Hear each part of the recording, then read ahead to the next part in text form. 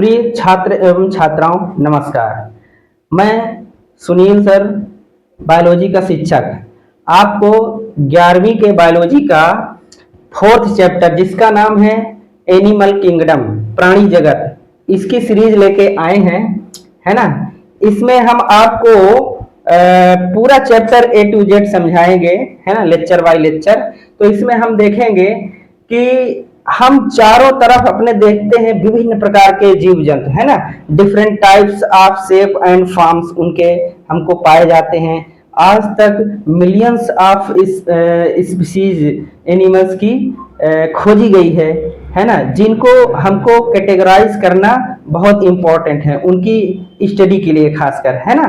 तो अपन यही देखेंगे कि क्यों कैटेगराइज करना इनको इम्पोर्टेंट हो गया और क्या क्या बेसिस है इनकी कैटेगरी करने की, जैसे कि अरेंजमेंट ऑफ सेल्स, है ना। बेसिस ऑफ क्लासिफिकेशन क्या है इनका, अरेंजमेंट ऑफ सेल्स, है ना। हाँ बच्चों, तो अब हम इसमें देखेंगे कि किस प्रकार से जीवों का, सभी प्रकार के जीवों का क्लासिफिकेशन किया गया, वर्गीकरण, है। तो वर्गीकरण का पहला बेस है अरेंजमेंट ऑफ सेल्स, है ना। अरेंजमेंट ऑफ सेल्स की सेल्स किस प्रकार की से व्यवस्थित हैं शरीर में। दूसरा है बॉडी सिमेट्री, है ना, बॉडी की सममित कैसी है, तो गोलाकार है ना, कि बायलेटरल है कि कैसा है। अच्छा, अगला है नेचर ऑफ सीलोम, है ना। सीलोम क्या है उसको आगे हम बताएंगे, है ना। हमारा बॉडी कवरिंग और, है ना। अब आगे देखें पैटर्न ऑफ डाइजेशन, पाचन किस प्रकार से होता है ना। डाइजेशन कंप्लीट है कि इनकम्प्लीट, उसके बारे में देखेंगे। एंड सर्कुलेटरी सिस्टम, है ना, हमारे शरीर के अंदर जो परिसंचरण है ना, या कि रक्त है या कि हीमोलिम्फ कोई भी हो, तो वो किस प्रकार से गति करता है, ब्लड वेसल्स हैं उसके लिए, आर्टरी वेन्स वगैरह हैं कि नहीं, है ना, कैसे सब परिसंचरण होता है शरीर में। और फिर लास्ट है रिप्रोडक्शन, प्रजनन, है ना, कि कैसे जीव जो है अपनी पीढ़ी बढ़ाते हैं, कैसे प्रजनन करते हैं, एक जीव से दूसरा जीव कैसे उत्पन्न होता है। तो इसी के बारे में अपन जानेंगे एक एक करके, है ना। तो सबसे पहले हम देखेंगे लेवल ऑफ ऑर्गेनाइजेशन, है ना, शारीरिक संगठन कैसा है, कोशिकीय संगठन कैसा है ना। तो वो चीज हम पहले देखेंगे एक एक करके, है ना। चलिए अब देखते हैं पहला level of organisation, level of organisation. तो ये मुख्यतः 4 प्रकार का होता है बच्चों, है ना। पहला है सेलुलर लेवल, सेलुलर लेवल, है ना, कोशिकीय संगठन का प्रकार। तो इसमें क्या होता है कि जीवों का शरीर कोशिकाओं से बना हुआ होता है ना, और इसमें कोशिकाएं जो है लूजली अरेंज्ड होती हैं, ऐसा लगता है कि शरीर में इधर उधर बिखरी हुई अवस्था में है। तो इसमें इसका सबसे बेस्ट एग्जांपल है फाइलम पोरीफेरा, है ना। पोरीफेरा संघ के जो सदस्य होते हैं, फॉर एग्जांपल इसमें आते हैं स्पोंज, है ना, स्पोंज आते हैं, है ना, स्पंजी होते हैं, ये समुद्री जीव होते हैं। और इनमें पोर्स पाए जाते हैं, हर शरीर में हर जगह छिद्र पाए जाते हैं, है ना। ये पोरस होते हैं, स्पंजी होते हैं, इसलिए इनको स्पोंज कहा गया। ये पोरीफेरा संघ है ना। जैसे जैसे इवोल्यूशन होता गया, विकास होता गया, तो धरती में डिफरेंट टाइप्स के जीव का निर्माण होता गया, कॉम्प्लेक्सिटी बढ़ती गई। तो फिर दूसरा नंबर में आता है शारीरिक संगठन का प्रकार, वो है टिश्यू लेवल, है ना। टिश्यू लेवल यानी ऊतकी प्रकार का संगठन, टिश्यू लेवल ऑफ ऑर्गेनाइजेशन, है ना। तो इसमें हम क्या देखते हैं कि कई कोशिकाएं इकट्ठा होके, है ना, टिश्यू का निर्माण करती हैं, ऊतक का, और वो एक सेम प्रकार का फंक्शन करती हैं। तो इसमें जो संघ आया वो मेनली है सिलेंट्रेटा, क्या है, सिलेंट्रेट्स हैं, है ना। जैसे कि इसमें इसका एक बेस्ट एग्जांपल है फाइजेलिया, फाइजेलिया है ना, इसको कहते हैं पोर्तुगीज मैन ऑफ वार, है ना, फाइजेलिया। इसमें क्या है कि कई सेल्स ग्रुप में अरेंज होके वो ऊतक का कार्य करती हैं, है ना, और वो सेम फंक्शन परफॉर्म करती हैं। नेक्स्ट लेवल ऑफ ऑर्गेनाइजेशन क्या है, वो है अपना organ level, organ level of organisation, है ना। इसमें क्या होता है, कई ऊतक इकट्ठा होके ऑर्गन का निर्माण कर लेते हैं, है ना, ऑर्गन यानी अंग का। और वो सिलेंट्रेटा के आगे जो संघ आता है उसको कहते हैं प्लेटी हेलमिंथीज, उसका ये क्लास कैरेक्टर है, प्लेटी हेलमिंथ, है ना, प्लेटी हेलमिंथीज। और एक और है इसी के आगे का एस्केलमिंथीज या नीमेटोड्स कहते हैं, एस्केलमिंथीज, है ना। इसमें क्या है, organ level type of organisation होता है। And fourth and last is our organ system, organ system level, है ना। इसमें क्या होता है बच्चों कि कई ऑर्गन शरीर में इकट्ठा होते हैं और हर ऑर्गन अलग अलग फंक्शन परफॉर्म करता है, अलग अलग कार्य करता है ना। तो इसमें क्या है, इसके बाद आर्थ्रोपोडा सॉरी प्लेटीहेलमिंथीज और एस्केलमिंथीज के बाद जो संघ आए, है ना, उसमें है एनीलिड्स अपने, है ना, जिसमें अर्थवार्म रखे गए हैं, एनीलिड्स। फिर आर्थ्रोपोडा जिसमें डिफरेंट टाइप्स ऑफ इंसेक्ट्स रखे गए हैं, है ना, ज्वाइंट अपेंडेजेज वाले, है ना, जुड़े हुए पाद या पैर वाले, आर्थ्रोपोडा, एनीलिडा, आर्थ्रोपोडा। फिर मोलस्का आ गया, मोलस्का सीप और घोंघे वाला कैटेगरी, है ना, मोलस्का, मोलस्कंस आ गए। और फिर कौन है, इकाइनोडर्मेटा, स्टार फिश वाली कैटेगरी, है ना, इकाइनोडर्मेट्स या इकाइनोडर्मेट, है ना। इसके बाद सभी प्रकार के कॉर्डेटा, हमने बताया ना कि जैसे जैसे कॉम्प्लेक्सिटी बढ़ती गई, है ना, वैसे वैसे जीवों में different types of shape and forms देखने को मिले और स्पेशलिटी देखने को मिली। इस तरह से यूनिसेलुलर से मल्टी सेलुलर ऑर्गेनिज्म में कॉम्प्लेक्सिटी बढ़ने से different type of level of organization अपन को देखने को मिलते हैं, है ना बच्चों।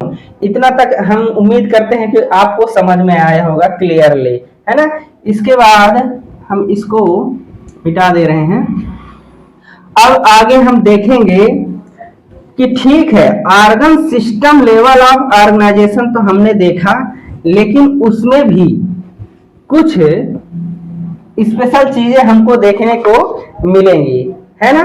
जैसे कि हमने ऑर्गन सिस्टम के लेवल के आधार पर जीवों को डिफरेंट ग्रुप्स में क्लासिफाइड कर दिया, लेकिन इसमें कुछ स्पेशल टाइप के पैटर्न दिखते हैं।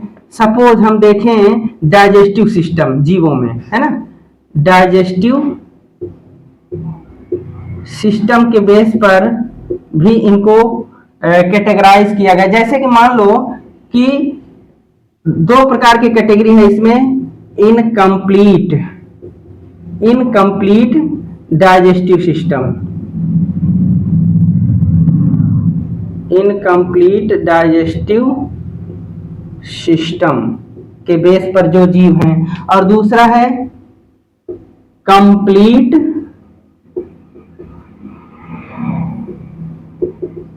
Digestive system. ये कैसे प्रकार के जीवों में पाया जाता है, इसको अपन देख लें थोड़ा सा। देखिए, इनकम्प्लीट का मतलब ऐसा होता है कि जीवों में ओपनिंग्स होती हैं, है ना, जो कुछ इनवर्टिब्रेट हैं, है ना। जैसे कि हम किसको ले लें, फॉर एग्जाम्पल कौन सा है, प्लेटी हेलमिंथीज, सॉरी प्लेटी हेलमिंथ, है ना। इन जीवों में जैसे कि ये प्लेटी हेलमिंथीज है ना, फ्लैट वार्म, है ना। तो इनमें क्या है कि एक ही ओपनिंग होती है बच्चों, है ना, एक ही ओपनिंग होती है ना। इसमें ओनली वन ओपनिंग होती है, वन ओपनिंग। अब वही दोनों काम करता है, बोथ, है ना। क्या? माउथ एंड एनस, ठीक है ना। ये एक ही ओपनिंग होती है इस प्रकार की जीवों में, प्लेटिहेल्मिंथीज में। जैसे प्लेनेरिया ले लें, है ना, फाइजेलिया ले लें, एडम्सिया ले लें, तो उनमें क्या है, एक ही ओपनिंग पाई जाती है और यहीं से वो भोजन को इंगल्फ करेंगे, अंदर लेंगे, शरीर के अंदर डाइजेशन होगा, है ना। फिर डाइजेशन करने के बाद अनडाइजेस्टेड मटेरियल है या अपशिष्ट पदार्थ, वो भी इसी ओपनिंग के थ्रू बाहर पास आउट होगा, है ना। तो ये इस प्रकार का डाइजेस्टिव सिस्टम जहां रहेगा वो इनकम्प्लीट एलिमेंट्री कैनाल वाला डाइजेस्टिव सिस्टम कहलाएगा, जो कि हमको प्लेटिहेल्मिंथीज में देखने को मिलते हैं। उसके आगे जैसे ही एडवांस होता गया जीव, कॉम्प्लेक्सिटी बढ़ती गई, है ना, जैसे कि सभी ऑल वर्टिब्रेट्स में, है ना। Example,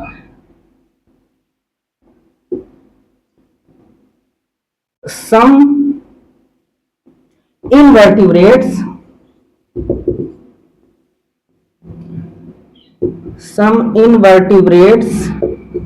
and in all vertebrates, है ना। कुछ अकशेरुकी और सभी कशेरुकी में कंप्लीट एलिमेंट्री कैनाल मिलती है, कंप्लीट डाइजेस्टिव सिस्टम मिलता है। इसका मतलब ये हुआ कि उसमें दो ओपनिंग पाई जाएंगी, दो होल पाए जाएंगे, है ना। इसमें क्या होता है, टू ओपनिंग्स पाई जाएंगी, टू ओपनिंग्स, है ना। तो एक क्या करेगी, एक माउथ के जैसा फंक्शन करेगी, है ना, one as a mouth and one as anus, गुदा का काम करेगा, जिधर से अपशिष्ट पदार्थ का निष्कासन होगा, है ना। ये चीज है। इसी तरह के और पैटर्न हमको देखने को मिलते हैं। सपोज हम एक ले लें, क्या, सर्कुलेटरी सिस्टम, है ना। सर्कुलेटरी सिस्टम कैसा होता है जीवों में, उसके बेस पर कैटेगराइज किया गया जीवों को। देखिए, सर्कुलेटरी सिस्टम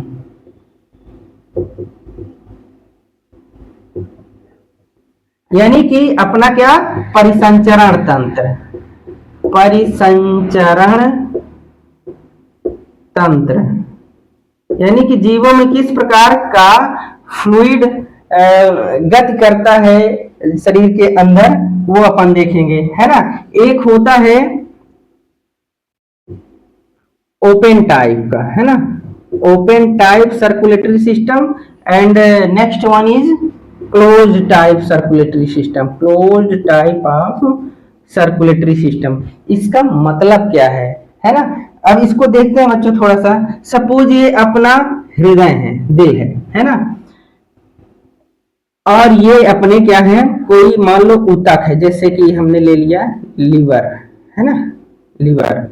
अब हार्ट से जब ब्लड फ्लो होगा तो उसका माध्यम क्या रहेगा, आर्टरी या वेंस कुछ होंगी, है ना।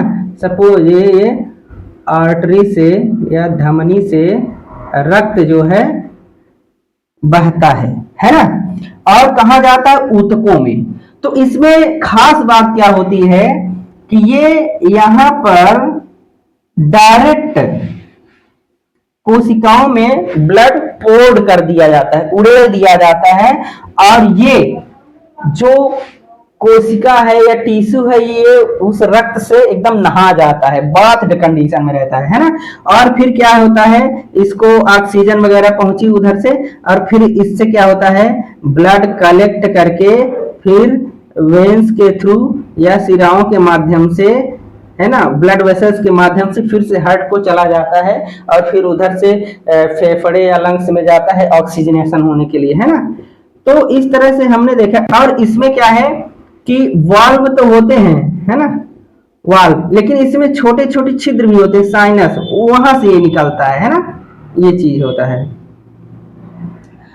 तो ये है ओपन टाइप का सर्कुलेशन सिस्टम, जिसमें से क्या है, हार्ट से रक्त बहता है धमनियों के थ्रू और फिर ऊतकों में और सेल्स में क्या है, डायरेक्टली ब्लड पोर्ट कर दिया जाता है, उड़ेल दिया जाता है, फिर वहां से ब्लड कलेक्ट करके हार्ट में जाता है। अच्छा, close type of blood circulation system में खास बात क्या है, हम देखते हैं कि सपोज यहाँ हृदय है, इससे क्या है, धमनिया सिराओं के माध्यम से, जैसे भी माने, ऊतकों में तो हम जानते हैं कि ऑक्सीजनेटेड ब्लड लेके कौन जाएगी, धमनी, महाधमनी, है ना, वो फिर फर्केट हो जाती है, डिवाइड हो जाती है। ये क्या है बच्चों, यहाँ पर खासियत ये होती है कि ये आर्टरी जो है ना, आगे चल के आर्टरियोल्स में बट जाती है ऐसे, है ना। और फिर क्या होता है कि ऊतकों में डिफ्यूजन और ऑस्मोसिस कहें या डिफ्यूजन के थ्रू ये उन ऊतकों में जाता है, लेकिन ये कैपिलरीज के माध्यम से, है ना।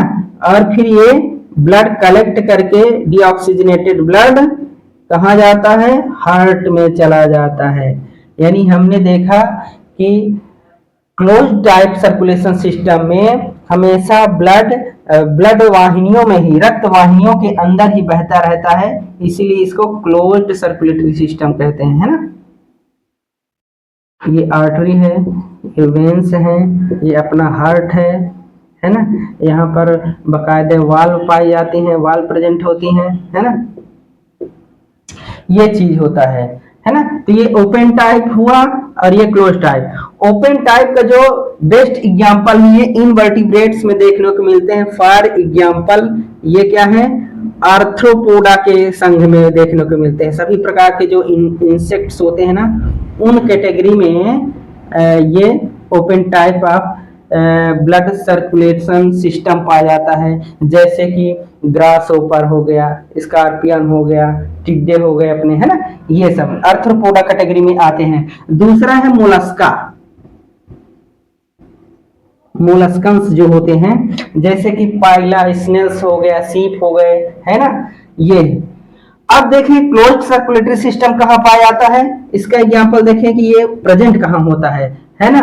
तो ये एनीलिड्स, एनीलिडा से शुरू होता है क्लोज्ड सर्कुलेटरी सिस्टम, है ना, जिसमें आता है अपना प्यारा सा अर्थवर्म, है ना, फार्मर फ्रेंड जिसको बोलते हैं, अर्थवर्म एनीलिड्स में होता है ना। फिर और कुछ इनवर्टिब्रेट्स में और उसके बाद सभी वर्टिब्रेट्स में, एंड इन ऑल वर्टिब्रेट्स, है ना। आप लोग बताएंगे कि क्या मानव में, अपन लोगों में ओपन टाइप ऑफ सर्कुलेशन मिलता है कि क्लोज टाइप। तो आप समझ गए होंगे कि हम वर्टिब्रेट्स हैं, है ना, ह्यूमंस आर वर्टिब्रेट्स, और इसमें क्लोज टाइप का सर्कुलेशन सिस्टम नहीं पाया जाता है ना। इस तरह से बच्चों अपन इसमें क्या देखे, बेसिस ऑफ क्लासिफिकेशन, है ना, जिसमें से सभी प्रकार के cellular, tissue level, organ and organ system of organisation देखा। उसके बाद डाइजेशन का प्रकार देखा और सर्कुलेटरी सिस्टम देखा कि ओपन होता है कि क्लोज, है ना। तो हम उम्मीद करते हैं कि आपको बहुत अच्छे से यह टॉपिक समझ में आया होगा। हम इस चैप्टर की पूरी लेक्चर आपको प्रोवाइड करेंगे आगे, हर प्रकार के संघों का अलग अलग डिस्क्रिप्शन देंगे, आपको अच्छे से समझाएंगे, है ना। बच्चों अगर ये वीडियो समझ में आया हो तो इसको लाइक करें, प्लीज हमारे चैनल को सब्सक्राइब करें, अपने दोस्तों के साथ शेयर भी करें, है ना, जिससे हमको भी मोटिवेशन मिले और हम आपके लिए नई नई वीडियो बना के लाएं और आपको पढ़ाएं, है ना। इस टॉपिक में इतना ही।